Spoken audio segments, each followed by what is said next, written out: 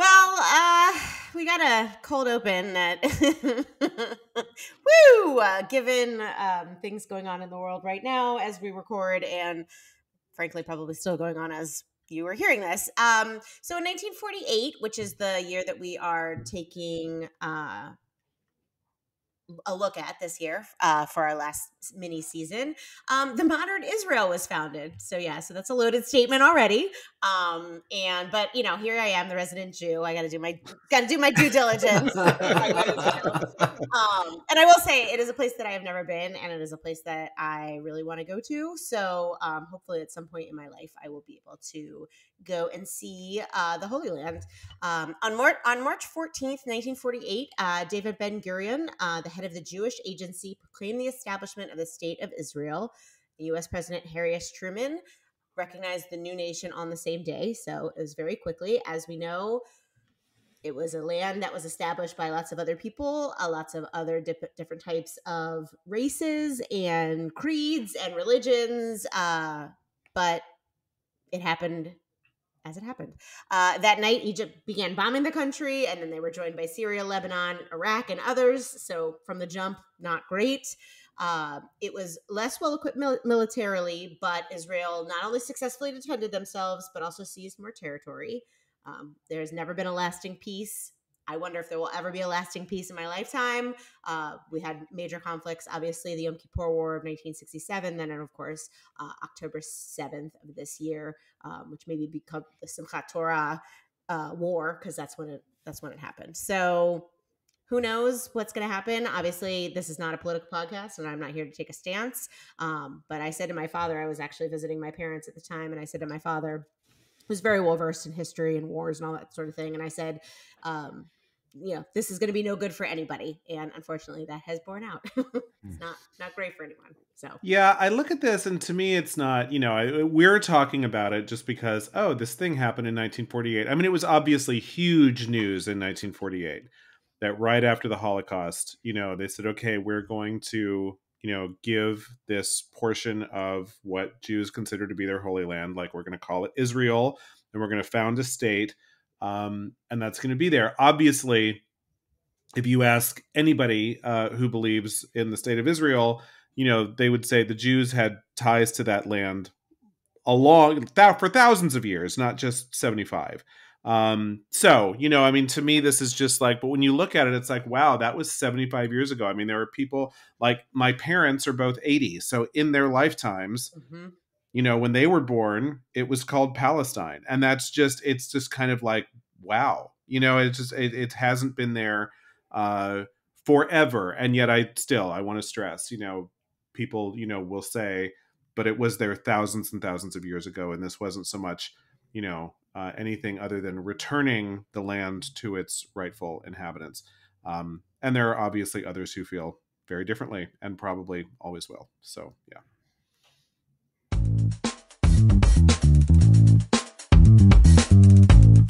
Welcome to the Rewind Project, where Allie, Matt, and Eric take another look at your favorite milestone movies through the lens of our present day. Will it be a skip, rent, or buy? Stay tuned and find out.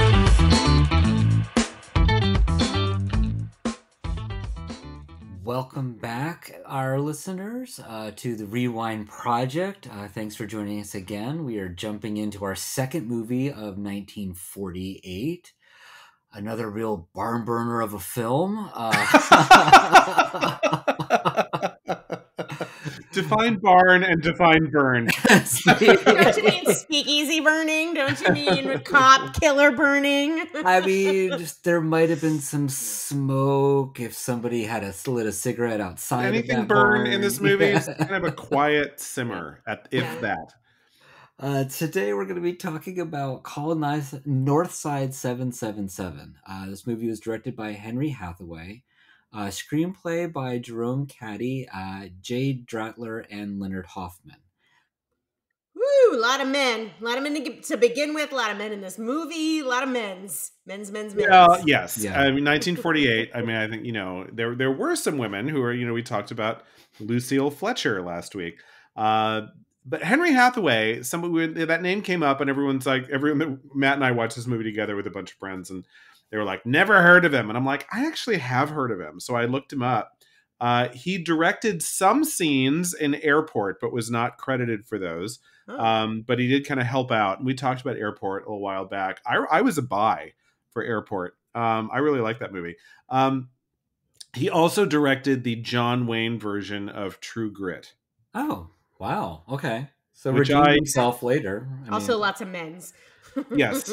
A very male heavy movie. Although the little girl, one could argue it's her movie. Sure. The Coen brothers version is just better. So just watch that one.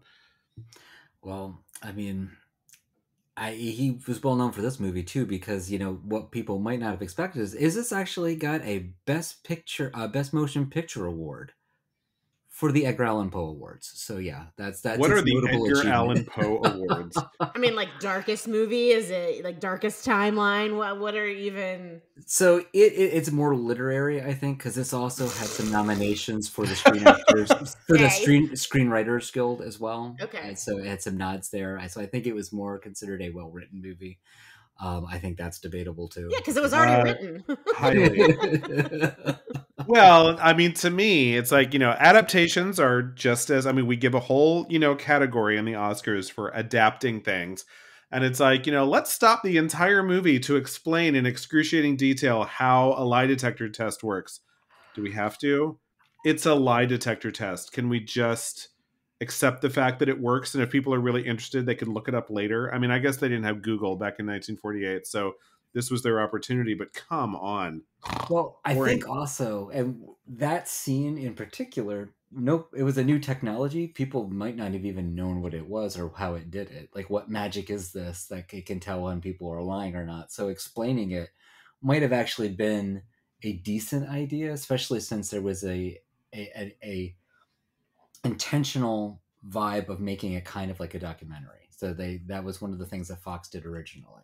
Listen, I've seen people, and not real people, I've never seen one actual, but I've seen people on screen taking a lie detector test, and there's a bunch of wires hooked up to their wrist, and there's a bunch of things that are clearly measuring pulse, and when something goes, when you lie, things happen in your body, and it's just that I did not need the lecture. And I don't think anyone in 1948 did either. I appreciate the fact that you're trying to stick up for these screenwriters, but no. Didn't bother me. I thought it was interesting. But I like that sort of thing. And, I read encyclopedias when I was a kid. So there you go. Oh, God. I don't know that's one of those endorsement for this one. I did. They called me the walking encyclopedia. I'm telling you, you want me on your trivia team because I know all that dumb stuff. Always and forever. Always and forever. So the plot of this film, a cynical and lazy reporter is coerced by an overworked stereotype into reporting about a decades-old homicide to have his heart grow to a normal size in order to aid a wrongfully accused man get pardoned in time for pie.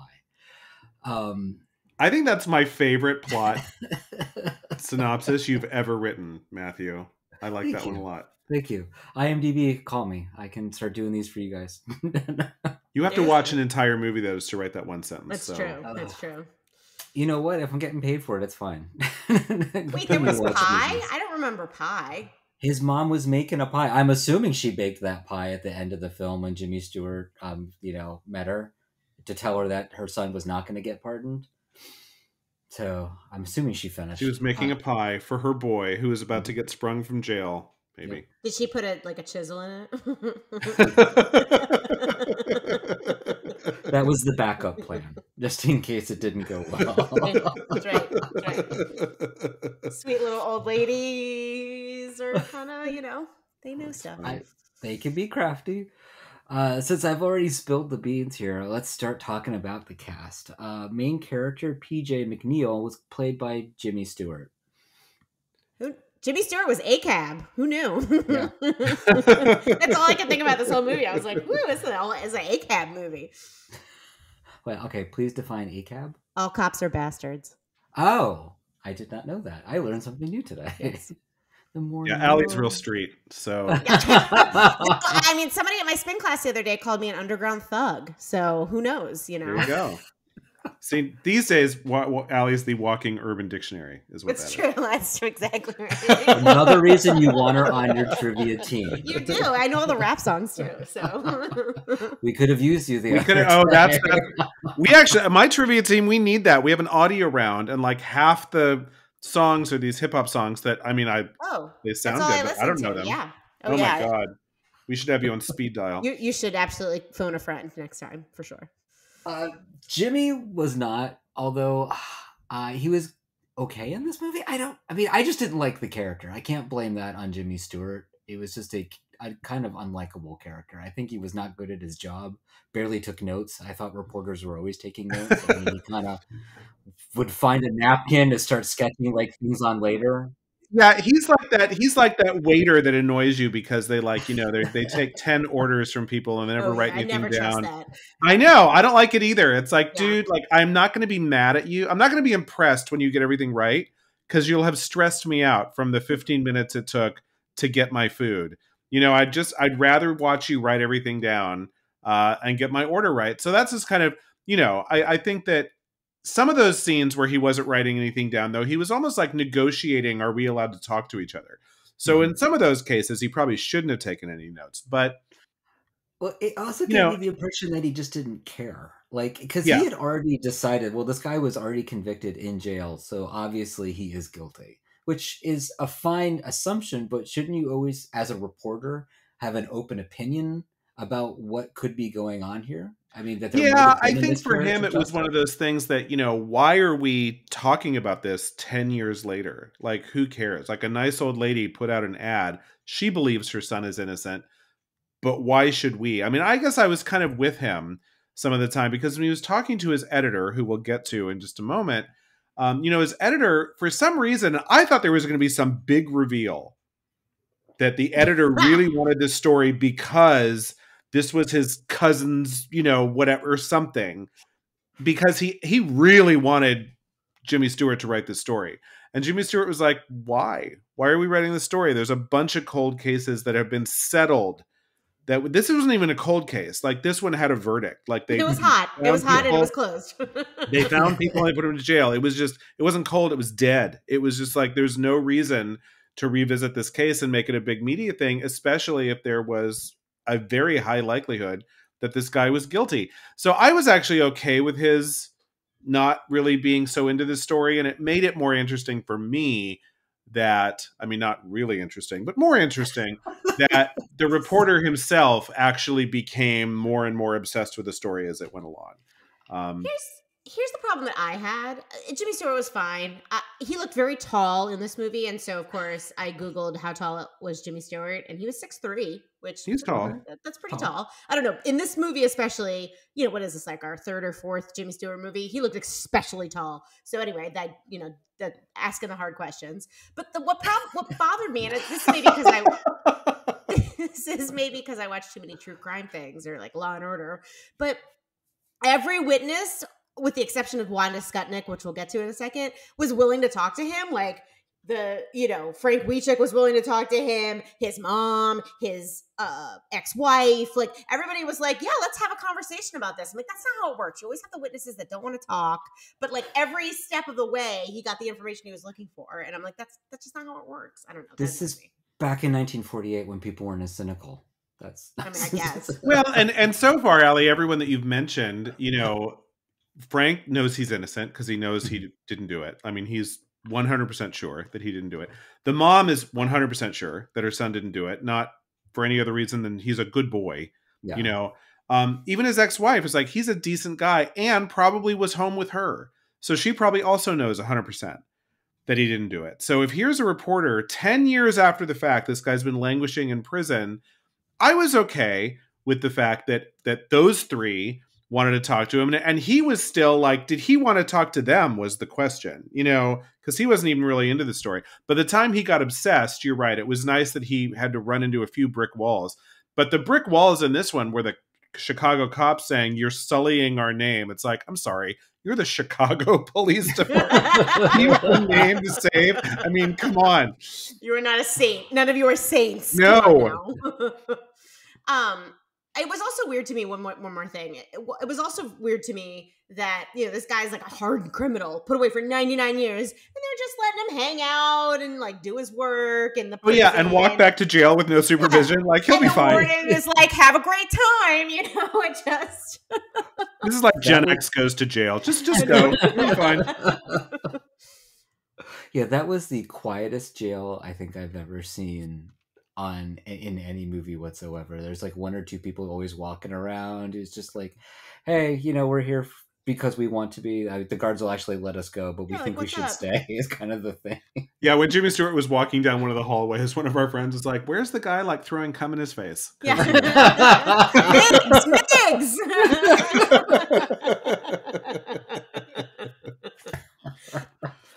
Don't worry about Migs.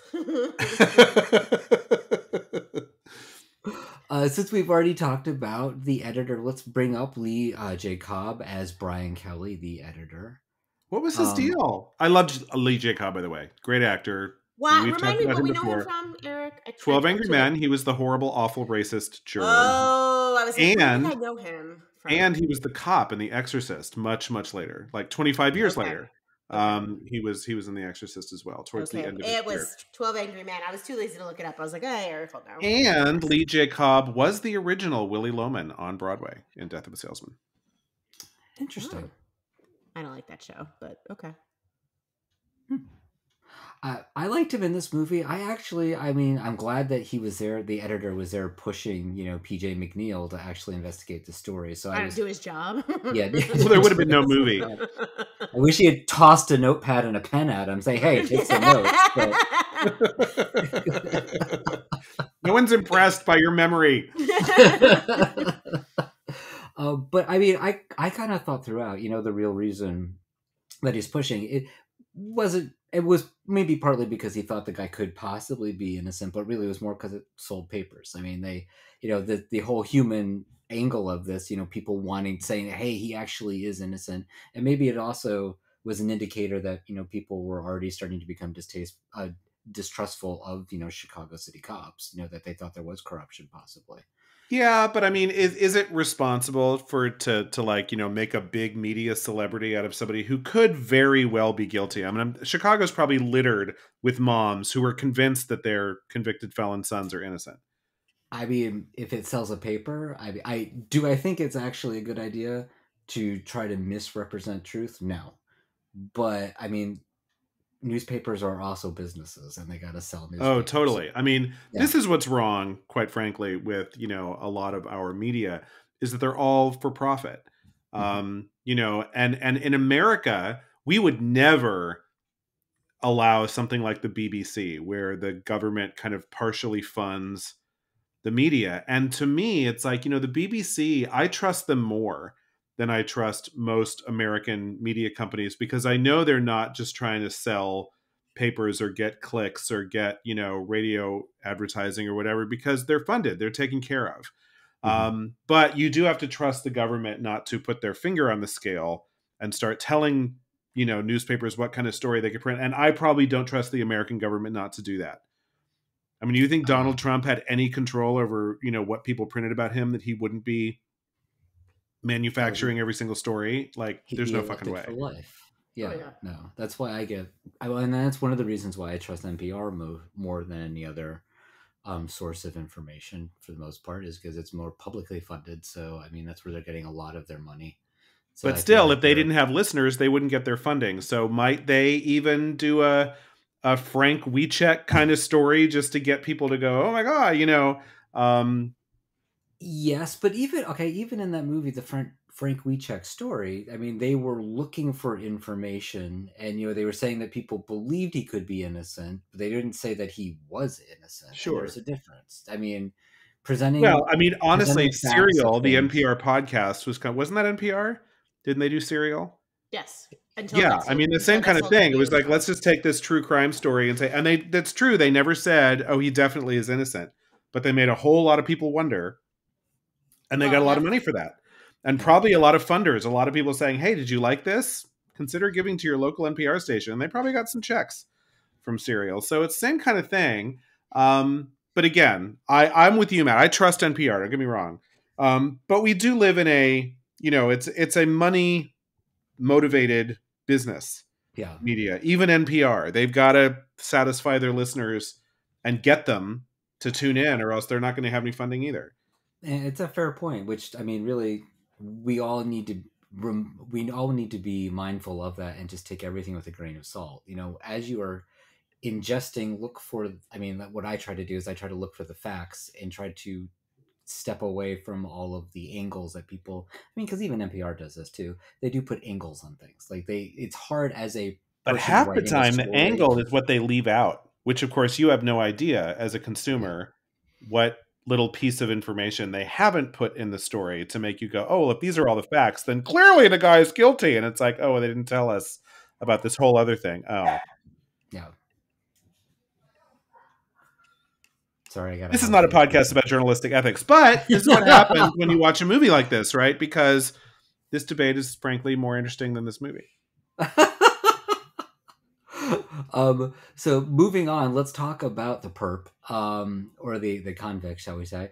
Richard Conte as Frank Wycheck, or Wycheck. Would our hotness correspondent like to chime in at this point? Oh, no. No?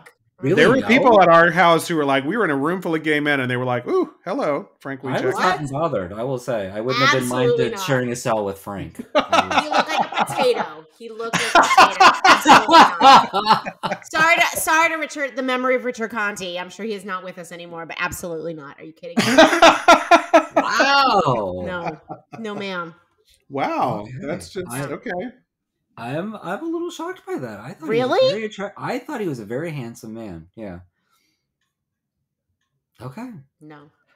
The character, I like the character too. I mean, it even come down to, which this actually was true, divorcing his wife in jail. So, because again, for the listeners, this actually is loosely based on a true story. So, the names have been changed, but the general story is actually the same. And the character of Frank Wycheck, or Wycheck, I'm never going to get that right. He actually did force his wife to divorce him from jail, so that she could move on, because he was going to be there for the rest of his life, possibly. Well, I mean, 99 years, yeah. 99. Yeah. He got 99 years, and marriage ain't one. Yeah.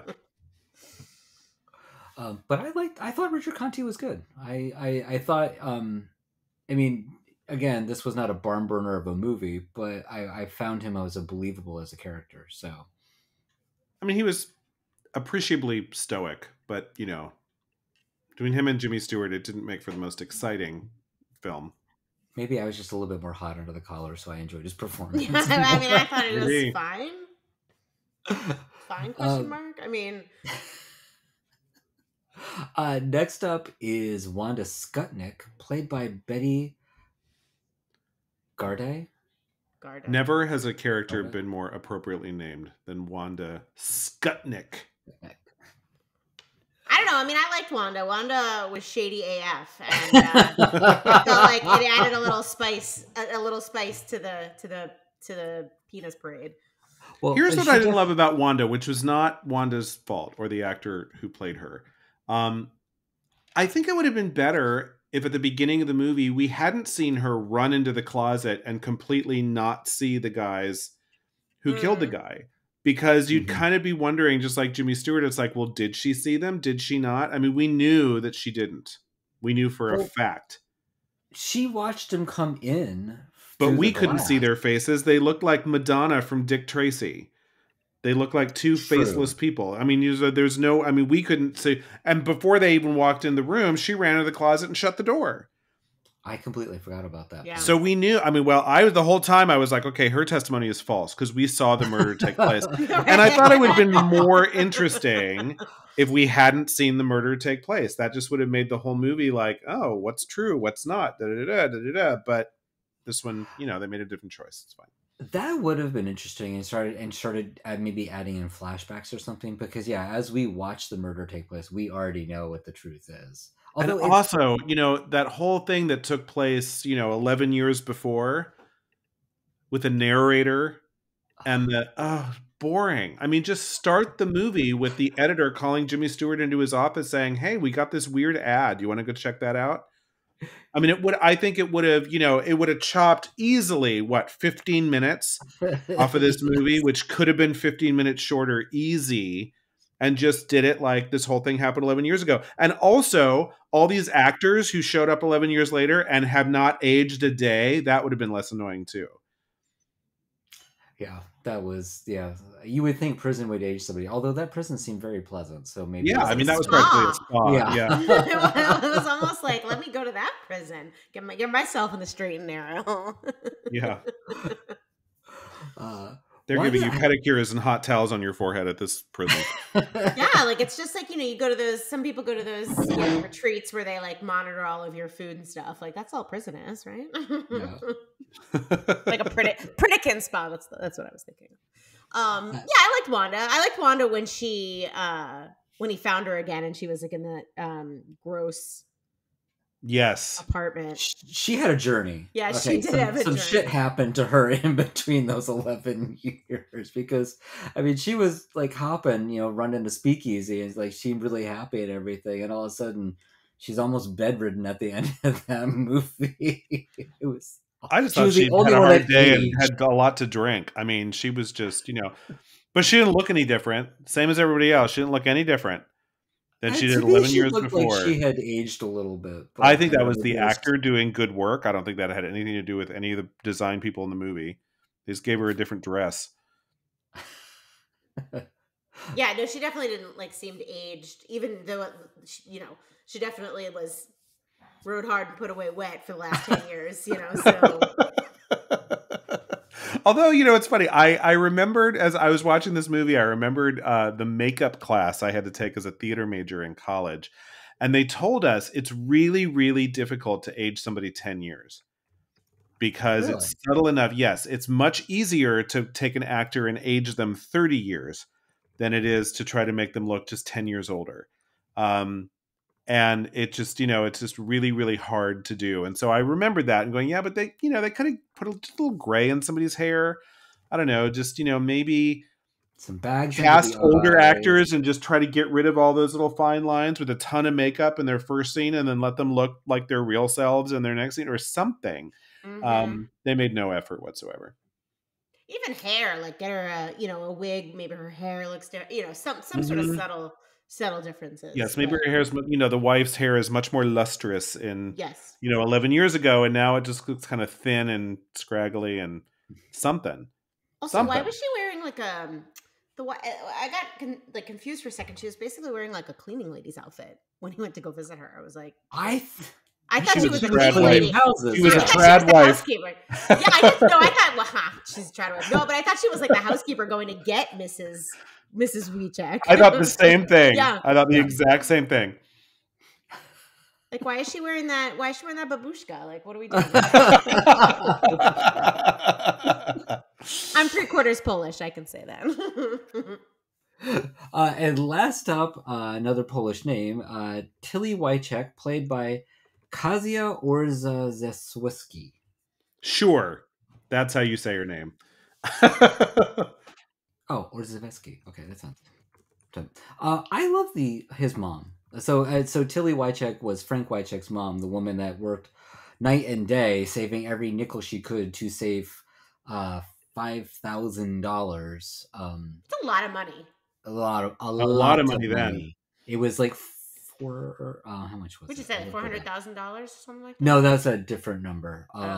Divide that by 5, so it'd be close to $100,000. Yeah. That would be $80,000 that she saved over 5 years. As working as a cleaning woman. That's a lot of money to save. That's a lot of money. Yeah, she was very sweet. I tell you what, when I was the most mad at Jimmy Stewart when he was really hesitant to go have a face-to-face conversation with her to tell her that it probably wasn't going to happen. And I'm like, you fucking coward. That is a sweet old lady. And she's been working night and day to try to get her son out of jail. If you're going to give up the case, which it wasn't really his fault, but I'm like, you do have to go tell her. Come on. Mm-hmm.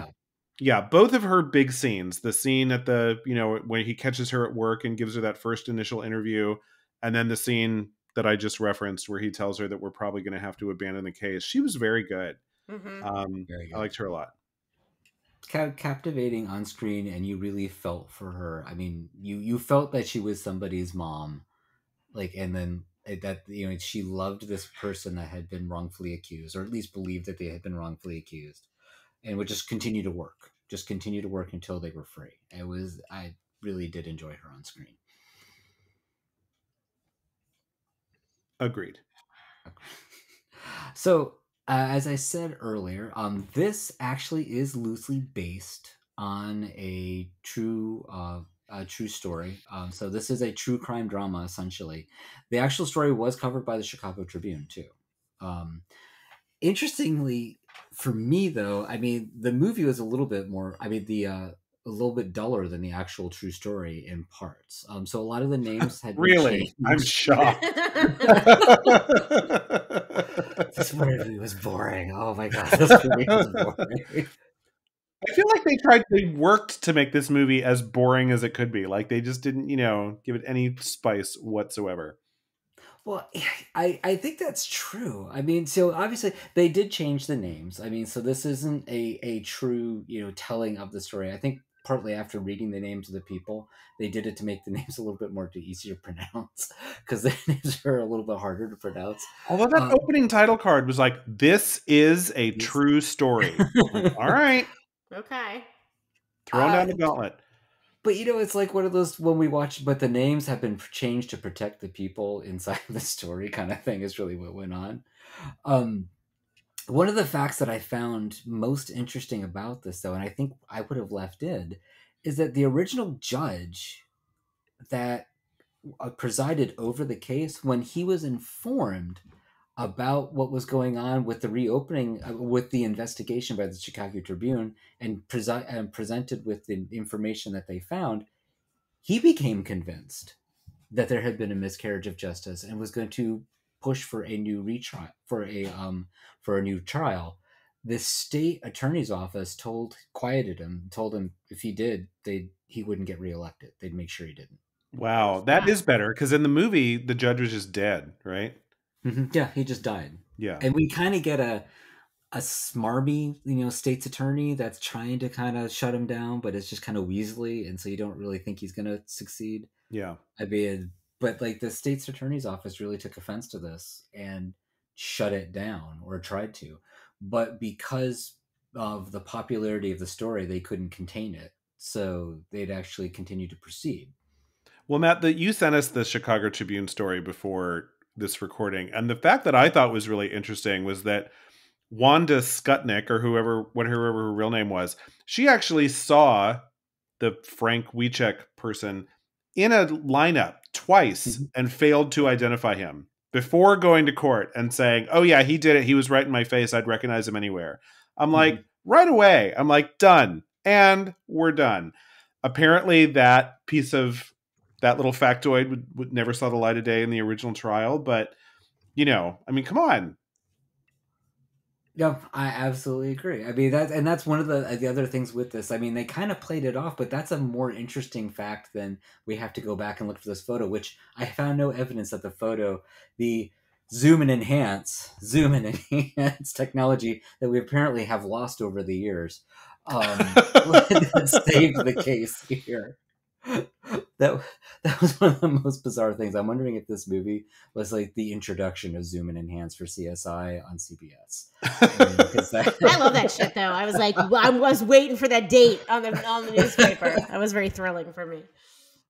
Yeah, I thought it would have been enough. I mean, wouldn't it have been enough to just get the headline, and then you'd be able to pull up the paper from the 22nd and say, this was the 22nd's paper? You wouldn't need to get so small that you actually saw that tiny little date from that far away, which a camera never would have been able to pick up unless they were focused on the paper boy in the deep, deep background, as opposed to that. I mean, that was complete, like that stretched my suspension of disbelief in a supposed, this is a true story. No, it's not. Well, okay. So let's get technical here for a second. I'm not sure that you could have actually done that from a photo anyways. If you had the negative, sure, yeah, you could have done that, because the negative has all the original information. That photo can only produce what the photo originally had. So But they even in a technically weren't negative, Matt, having. I mean, when you're focused on the two people in the foreground, you know, the person in the back is going to be blurry, even in the negative, because that happens just in our eyes. That happens. You're absolutely correct. I don't. I mean, this is bullshit science that they've Yes, got going on here. and you're To right. save The their original story was much more interesting. I don't know why they just didn't make a movie out of that. um what I thought was actually going to happen is they were just going to like look at the newspaper and pull up the two newspapers from the day and look Yes, to see what they could compare, like what that newspaper would have looked like from a distance, and that would have been convincing because for you me. could see that there was a photo in the center block, and it had like a dark corner and a light corner, and you could have just said, "Okay, these are the two newspapers. Clearly, this is the newspaper from the 22nd." Yes, and I But think most people would have been receptive to that and agreed upon something But like no, that. we had to So look at December with these numbers that were slowly coming into focus. What will they be? I mean, that was the only good part. Like, those were the only good parts of the movie: the lie detector, the zoom in. Like that's what I enjoyed from this movie. You know, like the over the top stuff like that. no, they lost me on that, but I just couldn't. I kept laughing. Well, and it at just took things. so long. Let's zoom in again. Okay. It's We're gonna have to zoom in 1948. again. All right. They don't have the equipment 75 years ago. Oh, come on. We need to take you from location A to location B. There was no way that board was that intent, and they did. I know. Let's walk 3 blocks away. Location B. Yes. Although I did like the attorney's speech. The attorney's speech about like what we are actually doing here and what the governor has asked us to do here is important, and we were talking about doing right by our justice system essentially, and shutting down the state's attorney and telling him you're not really doing your job. So Yeah. by not allowing us to proceed, I really did enjoy that speech because I really didn't think that he was going to speak up. So I was glad that Jimmy Stewart actually changed his mind by that point. Another thing I found a little bit interesting about this when I started doing some research, and again, I found the original story a little bit more exciting than the actual movie itself. You know, everything old is kind of new. The Office is often lauded as, you know, for introducing the documentary style storytelling into sitcoms and stuff. But the idea of using documentaries as a way of storytelling is really, really old. So, first movie to use this was Nanook of the North in 1922. Woo, that movie.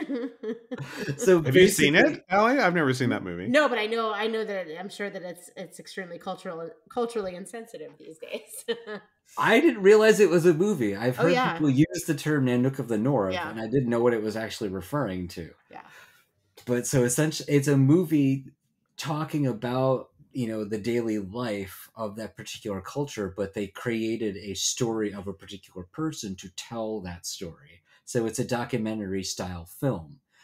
When Fox actually acquired the rights to this story, they decided deliberately to actually film it as a documentary. So that's why you get that awful 15 minutes of exposition in the beginning of this movie before the actual movie starts. Yeah, I mean, this movie wasn't it wasn't a mockumentary though. I mean, it wasn't like a Christopher Guest kind of, you know, thing where the whole thing looks as though, and I love a mockumentary.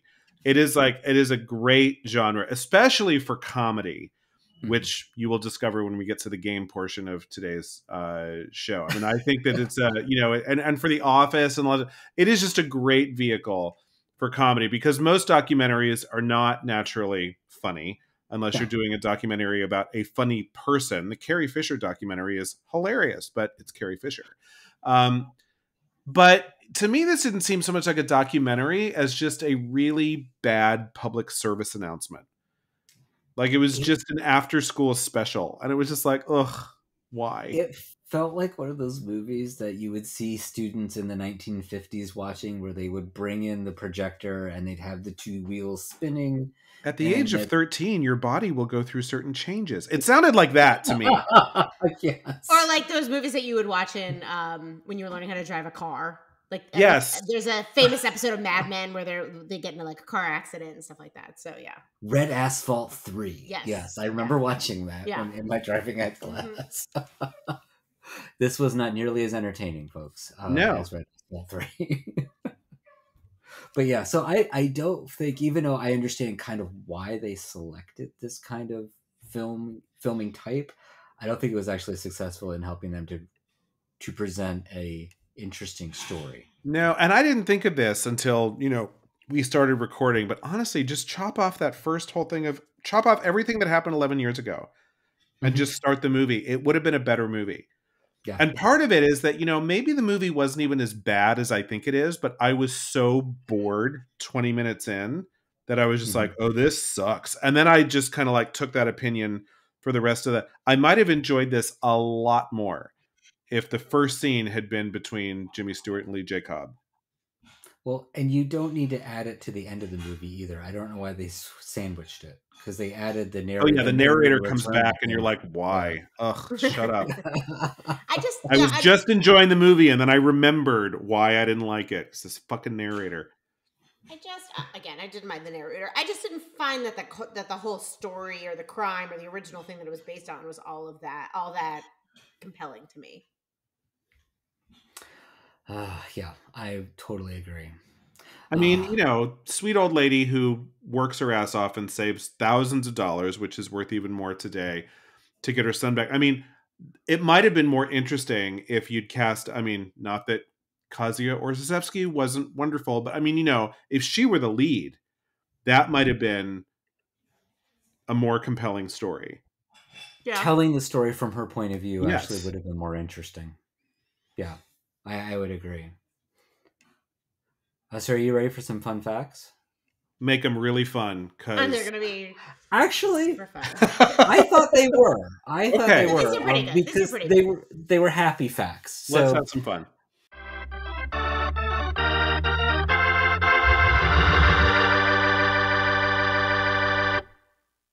So first of all, this is the first Hollywood feature film to be shot on location in Chicago. Okay. That's very cool. Yeah, I thought that was pretty cool. I mean, so they didn't use studio sets or anything, which actually kind of changed the way that they did some of the filming and stuff and made for some more interesting lighting and things because they were filming on location. So Northside 777 walked so Ferris Bueller could run is basically what you're saying. I mean, that's not really a fair comparison. I mean, just because it was also shot in Chicago. That's all. It's another Chicago-based movie that they shot on location.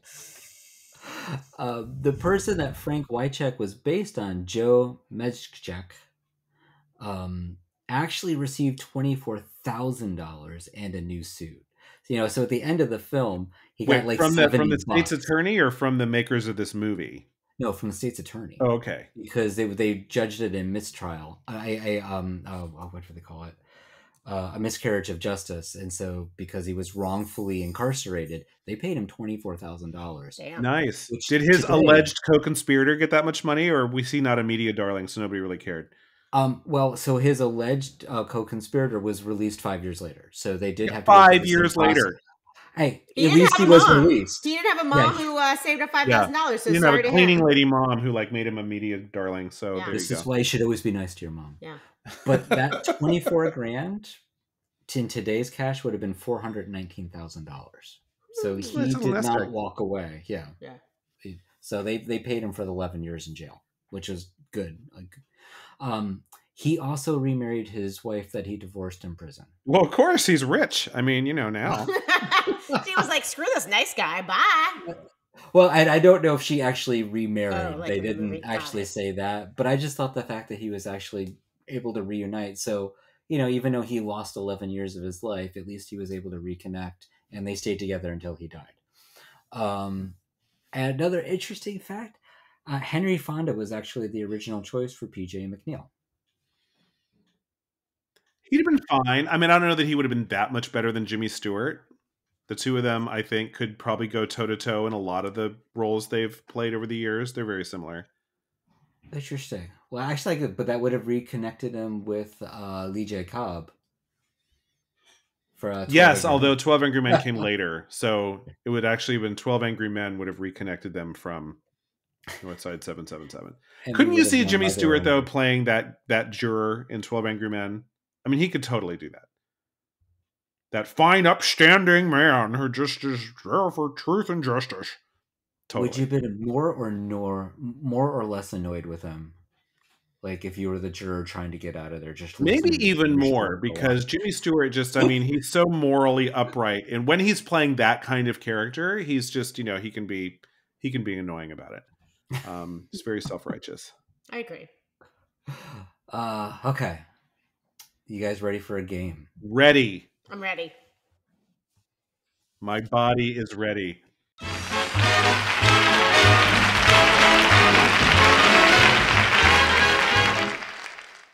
As you can tell, listeners, this is going to be a shorter episode because this movie is just so boring that there's not actually a lot to talk about. My apologies now for that. I will be much better in picking my movies in the future. So we're going to play the game, What's the Scoop? I want you all to pick a modern news scoop or a story and turn it into a docudrama. Yeah, we are going to use the same film technique. So I want you to just pick a story. You know, it could be recent, could be a couple of years ago, anything that you think was interesting, and then cast it. It does not have to be a crime drama. Let's see, who looks more bored? Actually, Eric now. So I have a good poker face, I guess. So I picked a story like immediately. I didn't even think about it. I'm like, could I do this? And as soon as I started looking into it, I'm like, oh yeah, this would be a great movie.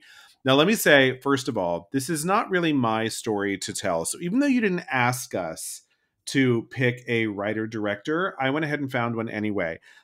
Justin Simeon was the creator of Dear White People, both the movie and the Netflix series that came out of it. So he's good at satire. He's good at that kind of, you know, kind of slightly snarky kind of stuff. And he is a gay black man, which is important in this because the story that I picked, remember the whole Jussie Smollett hate crime hoax thing? Mm-hmm. I am fascinated by that story. And the main thing that I kind of was thinking about was like, what about people who actually are victims of hate crimes? Like, did you think about those people? You know, and what possesses you to like hire these two people to pretend to like beat you up and, you know, and perpetrate a hate crime upon you? You know, for what? The clicks, the publicity, the sympathy? I mean, you know, Cory Booker and Kamala Harris both came out with statements like the very next day about how awful this was. And he was getting a ton of sympathy, but boy, he is effectively like canceled at this point. So I just thought, you know, this could be an interesting thing as you track the story, both this awful hate crime that happened. And then halfway through the movie, it's like, wait, he made the whole thing up. Holy shit. Here's my cast. I'm going to go ahead and put Todrick Hall in the lead role. I'm going to change all the names, by the way, so it won't be the Jussie Smollett story or anything, but it will clearly be about this incident for anyone who's clear about it. His two co-conspirators that he hired and gave thousands of dollars to pretend to perpetrate a hate crime on him came from the African continent. And so I went ahead and put Jimon Hunsu and Denai Guerrera from Denai was in Black Panther. I love her. And Walking They Dead. were great. And I thought, you know, and especially if you're amping up the comedy and maybe doing it in kind of an improvisational way, they could both, you know, just be really funny as the people that he hires to do this.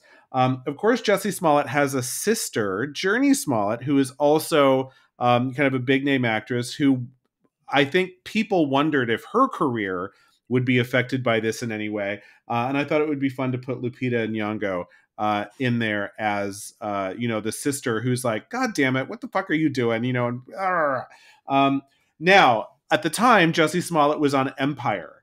And the whole thing was he was fired from the show and cut out of the season. And of course, Empire famously starred Terrence Howard and Taraji P. Henson in the lead roles. And I thought, let's bring back Denzel and Viola Davis from Fences and let them just be these two Hollywood actors who are playing these overdone, soapy characters. How much fun would they have as those people? Not only would you see them kind of in scenes from the show, but then in these interview segments that they do. And again, they get to do interview segments when they think the whole thing's real. And then they get to do interview segments after when they realize that it's all a bunch of bullshit.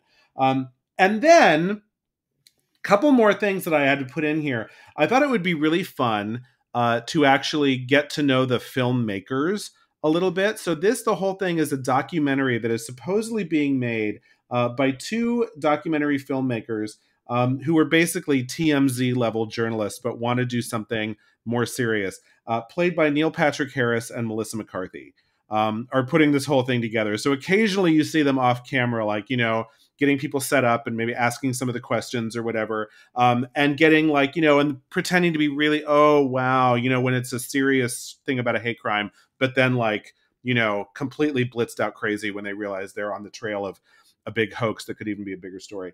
And then finally, J. Harrison Gee is There's a lot of elements to this. Mine's gonna be like 30 seconds. Here's a cameo. I put in one more person. J. Harrison Gee is an actor who just won a Tony Award for Some Like It Hot. And he is a black, gay, non-binary, so they are a black, gay, non-binary actor. And I thought, just because this is the thing about the story that really kind of got me, he will play somebody who actually is the victim of a hate crime based on his race and sexual orientation, who at very pointed parts of this film, Melissa McCarthy and Neil Patrick Harris completely ignore because he's not famous. So who the fuck cares? And that's kind of a little bit of the satire behind the whole thing, is that he never would have got this kind of attention anyway, because he's this normal guy. But this would actually be the one kind of dramatic performance in the whole thing. This would be somebody who this actually happened to and now is getting ignored because everyone's so worried about this celebrity who faked the whole thing. So yeah, I got real into this game, but I think it would be just a fascinating thing to look at. And I also think it could be really, really funny. So anyway, I love that so much. I would watch this movie. I mean, I don't want to make it, but I would watch it. Allie, I'm glad you're going next. Yeah. All right. I mean, per usual, mine is it's like a totally different. Hard right turn. Thank you. So I was perusing the news as of this recording, and everything is obviously very depressing. So I was trying to figure out what could be fun, quote unquote, and maybe not that depressing, and maybe have a cast of characters that we all love to hate. So, like I said, at the time of this recording, of all of the indictments that Trump has, I think, quote unquote, least serious is this crazy civil trial that's going on in New York City. So today was the day where his kids testified, so I can only imagine what that's going to be. But basically, he's being accused of lying about all sorts of bullshit and inflating his prices and yada yada yada, doing all sorts of, and it's civil, so it's not criminal, so it's a little, we can take it a little bit, have a little bit more fun with it. So I was thinking about who to cast. I went Ivanka first because I was like, okay, who are we casting as Ivanka? And then I sort of made it, you'll see, a reunion of a beloved movie, or at least a beloved movie by me. So my Ivanka, and because it's going to be sort of like a mockumentary documentary, perhaps these people do not fit exactly with their characters, but they will do a good enough job to make you believe it and also make you laugh. So my Ivanka is going to be played by Rachel McAdams. I feel like love her. love her forever. Yeah. And then I was like, oh, if I'm casting Rachel McAdams, why don't I just revive the cast of Wedding Crashers? Okay, I love this movie.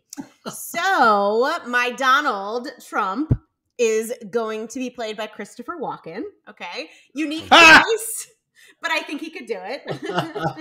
I think he'd love to do it.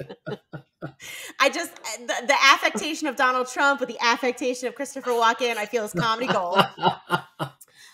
Next up, Don Jr. is going to be played by Vince Vaughn. I was waiting. I knew Vince Vaughn was going to be Don Jr. as soon as you said that. Yes. So Vince Vaughn, obviously too tall, but I think could do it really well. My Eric is going to be Owen Wilson, of course. Which just to think of them as these characters is sort of hilarious. And I just added this right now as we were talking, but my Melania, who I'm sure won't make an appearance in the trial itself or in the courtroom, but is always lurking in the background, will obviously be played by Jane Seymour. So I just, let's get them all together. I love the Wedding Crashers. There was supposed to be a Wedding Crashers sequel, and obviously it never happened. I'm very sad about that. And this is going to be Will Ferrell's directorial debut. Okay. Oh, interesting. Yeah. Love that. Yeah. Are we going to call it Trial Crashers just to say, it's Trial the sequel you always Crashers. wanted but never got? Yeah, or Trumped Up. Well, we'll workshop the title, but something like that. Okay, well, I feel like the kid that showed up to the science fair while people are making like nuclear reactors and functioning like artificial hearts, and he shows up with a popsicle diorama of his room. So there's room for all sorts of projects in our science fair, Matt. So I did a little digging too. I was looking for like unusual stories, and I ended up on NPR's website, like looking through and flipping through, and I found this one that just kind of caught my eye. And it's a woman gets 21 years for trying to kill her doppelganger with poisoned cheesecake. And I really wanted to know more about this story. Oh, and that already, what a great role for an actress to be able to play both the perpetrator and the victim, because they're doppelgangers. So I'm assuming you're going to double cast that, aren't you? Exactly. Yay. So a Russian woman living in New York City was sentenced to 21 years, yada, yada, yada. I still have Hall of the House of Usher on my brains. So I was going to cast again Carla Gugino as Victoria Nasorovo, who was the murderess or attempted murderess and the victim herself. So she's going to get to play both characters. Nice. I think she really should, like you said, she should have been bigger. Is amazing. Yes. Everything I've ever seen her do, she's fantastic. And I loved her in The Fall of Usher. Oh my God, she's so fantastic as that spirit. And she gets to kind of play 6 characters in that one too. She does, and she plays them all differently too. Yep. It's amazing. Samantha Sloan, who played Tammy Usher. And was so good in Midnight Mass. God, she's fucking good. She is going to be the state's attorney. And then I'm going to have Crystal Balliant, who was the wife of Froderick. Who spent most of the movie under all those bandages and burn makeup. Yes. But the first episode, though, I really liked her. And I was sad that we didn't get really to see the extent of her talent. So I want to give her a shot here in this. So it's going to be a little small story, a little courtroom drama. She's going to play the reporter, kind of going back and writing the story as everything unfolds within the courtroom. We'll get to have some great flashbacks as to what's going on and why Victoria really wanted to get rid of her doppelganger, or why she thinks it's a doppelganger. Is she really? Is she not? The makeup can actually change that. It can make somebody look just enough, but not really. I thought it'd be just kind of a fun little movie. I mean, this is probably going to end up on Lifetime, but I think still a lot of people watch Lifetime. So that's what I was going for. I love it. Now, Matt, that is not a popsicle diorama of your room. I would 100% watch that movie. That's comparatively, though, I mean, you guys had a nuclear reactor and probably a functioning, artificial heart. So I went overboard. I'll admit it, because the more I did, it just snowballed. But yes. And I mean, I'm talking about Trump. That's always hilarious. So like, it's easy. It's a low hanging fruit. Christopher Walken as Trump, though, is inspiring because it's so polar opposite, but it is brilliant. I'm like, he was just on Saturday Night Live doing his little Foo Fighters bit. I was like, have him on as Trump. Come on now. What are we doing? Well, folks. Would you call him like Ronald Trump and just make it really obvious? I would have to probably, or I don't know, like, Dumpsky, or I don't. Ronald Dumpsky. Ronald Dumpsky. I don't know. Dump truck. He's an heir to a dump truck. It's all about dump trucks. I don't know. We'll workshop it. But yeah, something like that. I mean, it's a mockumentary, almost in the Christopher Guest. Yeah, exactly. Guest. I can't say anything tonight. That's really. So folks, that brings us to the end of the show, where we go through skip, rent, or buy. Skip, I can find better things to nap to. Rent, I mean, I could nap to this. It wasn't that bad. And buy, man, that was the best sleep I've ever had.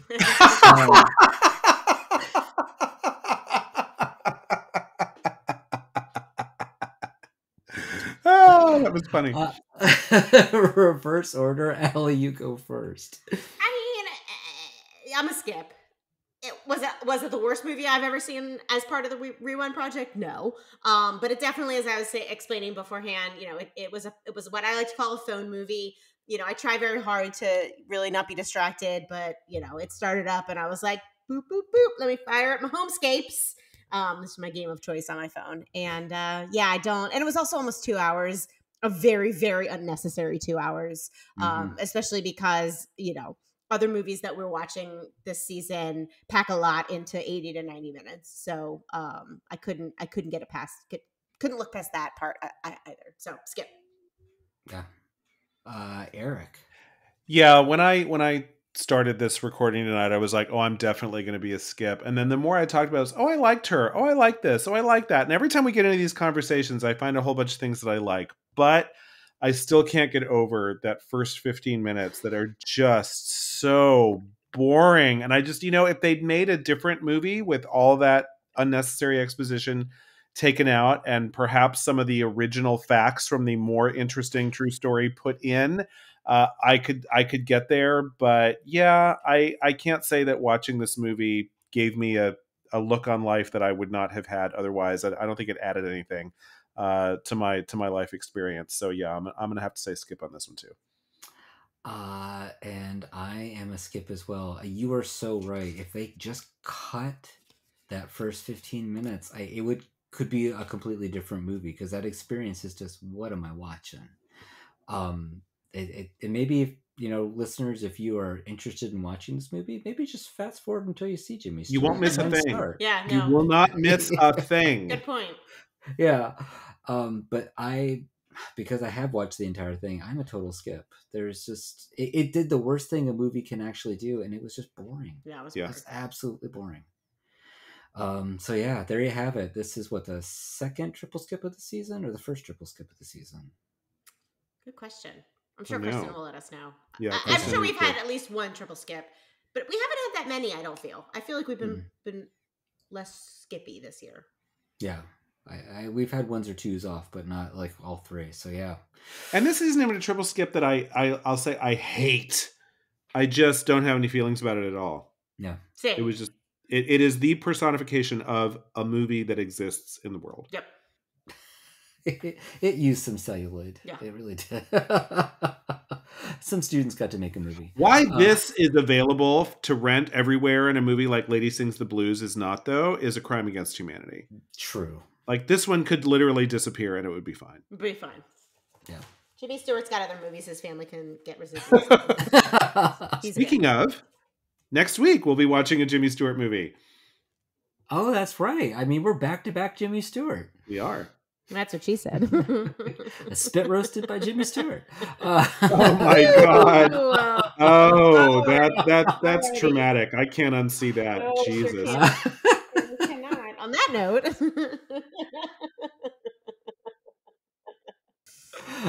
Well, thank you, listeners, for joining us. This has been a great time. Join us again next week for our next episode, which will be about Rope. I am Matt. I'm Allie. I'm Eric. Be kind. Rewind. You've been listening to The Rewind Project. You can find us wherever you get your podcasts, including Apple Podcasts, Stitcher, Radio Public, and Google Play. Please subscribe and rate us. It helps a lot. We love your comments and questions. You can find us on Facebook, Twitter, and via our new phone number at 202-618-2402. Thanks for listening.